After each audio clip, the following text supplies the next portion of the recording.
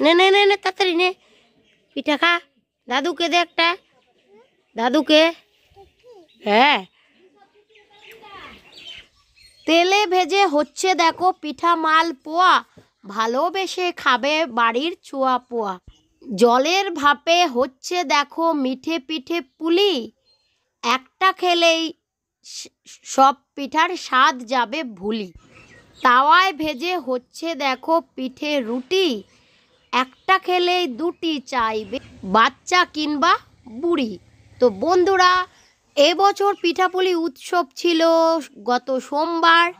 তো সোমবার দিন সকাল সকাল কিন্তু স্নান সেরে বাড়িতে আগে বাস্তু পূজাটাই হয়েছে। পূর্বপুরুষদের রীতি মেনেই হয়েছিল বাস্তু পূজা।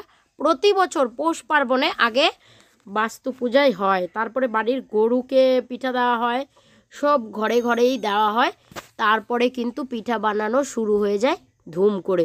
দেখো এদিকে উনানে কিন্তু জল ফুটছে কড়াইতে, দেখতেই পাচ্ছ। আমার মা কিন্তু পিঠা বানাচ্ছে। 3 থেকে 4 মিনিট সময় নিয়ে এভাবে নেড়ে চেড়ে নিতে হবে যতক্ষণ না পর্যন্ত নিজের থেকে একটা ড্রয়ের মতো হয়ে যায়। দিয়েই পিঠাপুলি উৎসবটা আর কি শুরু করছি।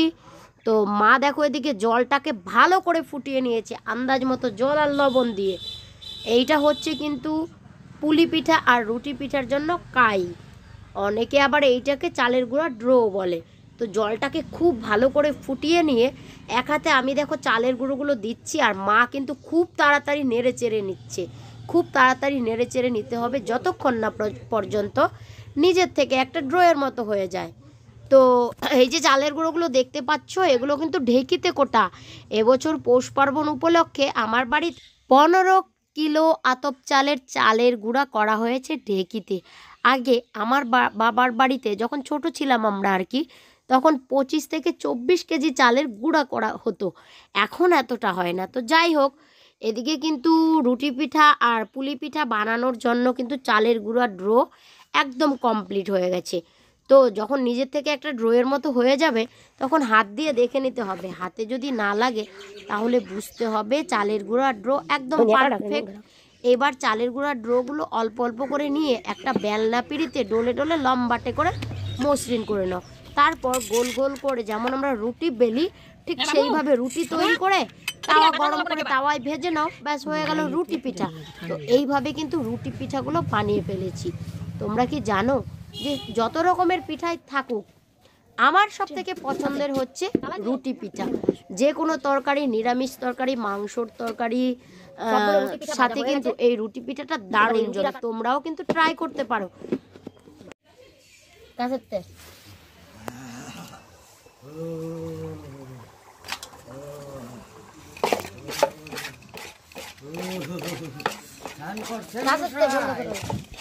অনেকগুলো রুটি পিঠা হয়েছে, এখন হবে মালপোয়া পিঠা। সেই জন্য দেখো জল গরম করতে বসিয়ে দিয়েছি। জলটাকে ভালো করে ফুটিয়ে নিয়ে হাতে টাচ করা যায় এরকম ঠান্ডা, মানে কুসুম গরম করে নিয়ে তারপরে কিন্তু চিনিটা দিয়ে ভালো করে গুলিয়ে নিয়ে আন্দাজ মতো দিয়েছি লবণ, অল্প একটু লবণ আর কি, আর দিয়েছি সুজি হচ্ছে ভিজিয়ে রেখেছিলাম 100 গ্রাম সুজি। তারপরে হচ্ছে ভালো করে নেড়ে চেড়ে 15 থেকে 20 মিনিট সময় নিয়ে ফেটিয়ে নিয়ে মিডিয়াম ঘন একটা বেটার তৈরি করে নিয়েছি। তো মালপোয়া পিঠার যে বেটারটা, মানে পিঠার গোলাটা একটু ভালো করে সময় নিয়ে নেড়ে চেড়ে গোলাতে হয়, তাহলে পিঠাগুলো একদম ফুলকো ফুলকো হয় আর নরম হয়।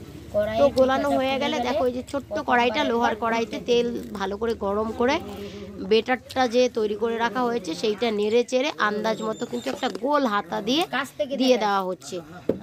পিঠাটা দেওয়ার 1 মিনিটের মধ্যেই কিন্তু পিঠাটা ফুলে যাবে। ফুলে গেলে প্রথমবার একবার উল্টে দিয়ে তারপরে 40 সেকেন্ড পরে পরে আরও 2বারের মতন উল্টে ভেজে নিলেই কিন্তু ফুলকো মালপোয়া পিঠা রেডি।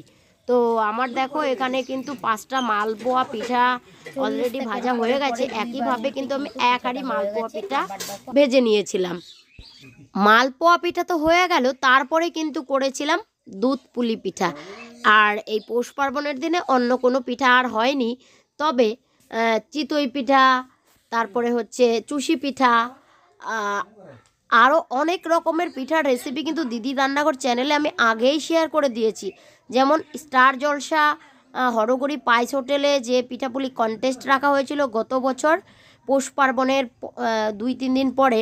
তো সেখানে কিন্তু আমি একটা পিঠা রেসিপি শেয়ার করে চতুর্থ হয়েছিলাম পশ্চিমবঙ্গের মধ্যে নলেন গুড়ের দুধ নকশি পিঠা।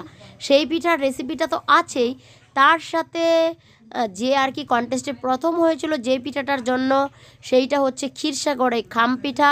সেই রেসিপিও কিন্তু আমার চ্যানেলে দেওয়া আছে। এছাড়াও আরও অনেক রকমের পিঠার রেসিপি কিন্তু দেওয়া আছে, যেমন গোকুল পিঠা, ক্ষীরসা পাটিসাপটা পিঠা, নারকেলি পাটিসাপটা পিঠা, মালাই পাটিসাপটা পিঠা। তো সমস্ত রকম পিঠার রেসিপি কিন্তু তোমরা দেখে নিতে পারো। পৌষ পার্বণের দিনে এই পিঠা মানে 3 রকমের পিঠা এবছর করেছিলাম। তারপরে হচ্ছে রাতের দিকে আবার অনেক পিঠা বানিয়েছিলাম, বাকি সব পিঠাগুলোই। তো যাই হোক, আমার দেখো এদিকে মালপোয়া পিঠা বানানো হয়ে গেছে। এখন তো দুধ পুলি বানাবো। ওই যে রুটি পিঠা করার জন্য যে কাই বা ড্রোটা, চালের গুঁড়ার ড্রোটা যে তৈরি করেছি না, সেখান থেকেই অল্প অল্প নিয়ে আন্দাজ মতো আর কি ড্রো নিয়ে একটা রুটি তৈরি করে নিয়েছি। রুটিটা খুব বেশি পাতলাও হবে না, আবার ভারীও হবে না। তারপর ছোট্ট একটা গ্লাসের দিয়ে ছাপ ছাপ ছাপ ছাপ কেটে আর একটা পুর তৈরি করে নিয়েছি নারকেল দিয়ে, আর হচ্ছে দুধ, আর একটুখানি কিশমিশ আর কাজু বাদামের গুঁড়ো, সামান্য একটু লবণ দিয়ে ব্যাস একটা ক্ষীর তৈরি করে নিয়েছি মাখা মাখা করে। চিনি তো দিয়েছি, তার সঙ্গে দিয়েছিলাম হচ্ছে নলেন গুড়ের বাতাসা। তো ফ্লেভারের জন্য আমি বাতাসাটা দিয়েছি, তোমরা কিন্তু নলেন গুড়টাও দিতে পারো। তো মাখা মাখা করে একটা ক্ষীর তৈরি করা হয়ে গেছে। এইবার ওই যে গ্লাসে যে ছাপগুলো কেটে নিয়েছি ছোট ছোট রুটিগুলো, তার মধ্যে আন্দাজ মতো ওই ক্ষীরটা মানে পুরটা দিয়ে 2 হাতে ফোল্ড করে কিন্তু আঙুল দিয়ে ভালো করে চেপে চেপে সিল করে নিয়েছি, যেন পুরটা বেরিয়ে না যায়। তারপরে দূরের থেকে জাস্ট একটু একটু করে ফোল্ড করে দিলেই কিন্তু সুন্দর নকশা হয়ে গেছে। একইভাবে আমি কিন্তু সবগুলো পুলি পিঠা থালায় দেখো শেপ দিয়ে তৈরি করে নিয়েছি। এবার হবে দুধ পুলি পিঠা। আর হ্যাঁ, এই যে পুলি পিঠাগুলো যেভাবে আমরা রুটি ভেজেছিলাম সেইভাবে তাওয়া গরম করে 2 মিনিটের মতন উল্টে পাল্টে নিলেই কিন্তু ভাজা পুলিটা হয়ে যাবে। আর দুধ পুলি করার জন্য আন্দাজ মতো দুধ দিয়ে দুধটাকে খুব ভালো করে ফুটিয়ে নিয়েছি।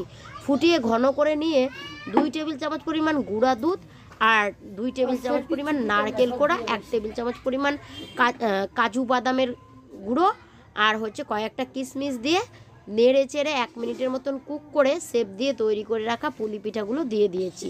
দিয়ে হালকাভাবে একটু নেড়ে দিয়ে জাস্ট 2 থেকে 2.5 মিনিট কুক করে নিয়েছি। এভাবেই কিন্তু দুধ পুলি পিঠা হয়ে গেছে। একে একে সব পিঠা তো হয়েই গেছে। এবার সবাই আমরা আনন্দ করে কিন্তু সব পিঠা খেয়ে পৌষ পার্বণটা পালন করেছি। তো এই ছিল এবছরের পৌষ পার্বণ কীভাবে আমরা পালন করেছি, তার উপর বিশেষ কয়েকটা পিঠার স্পেশাল রেসিপি। তো অবশ্যই রেসিপিগুলো ফলো করে বাড়িতে ট্রাই করো। আর হ্যাঁ, দিদি রান্নাঘর চ্যানেলে শুধু এই পিঠা না, সব পিঠার রেসিপি কিন্তু দেওয়া আছে। যেমন গত বছর পৌষ পার্বণের আগে পিঠাপুলি কন্টেস্ট জিতে স্টার জলসা হরগড়ি পাইস হোটেল সিরিয়ালে আমি একটা গেস্ট রোলের সুযোগ পাই। সেই পিঠাটার নাম হচ্ছে নলেন গুড়ের দুধ নকশি পিঠা। সেই পিঠা তো আছেই, তাছাড়া আছে ক্ষীরসাগরে খাম পিঠা, ক্ষীরসা পাটিসাপটা পিঠা, নারকেলি পাটিসাপটা পিঠা, মালাই পাটিসাপটা পিঠা, এছাড়াও চুষি পিঠা, গোকুল পিঠা, সব রকমের পিঠার রেসিপি কিন্তু দিদির রান্নাঘর চ্যানেলে দেওয়া আছে। শুধু পিঠার রেসিপি কেন, বাড়িতে কিভাবে সহজে চালের গুঁড়ো কোটা যায় তার উপরও 2-3টা রেসিপি কিন্তু দেওয়া আছে। যেমন একটা হচ্ছে ঢেকিতে কিভাবে চালের গুঁড়ো কুটবে, ঢেকি ছাড়াই কিভাবে পারফেক্ট চালের গুঁড়া করে সংরক্ষণ করে রাখা যায় তার উপরও রেসিপি দেওয়া আছে।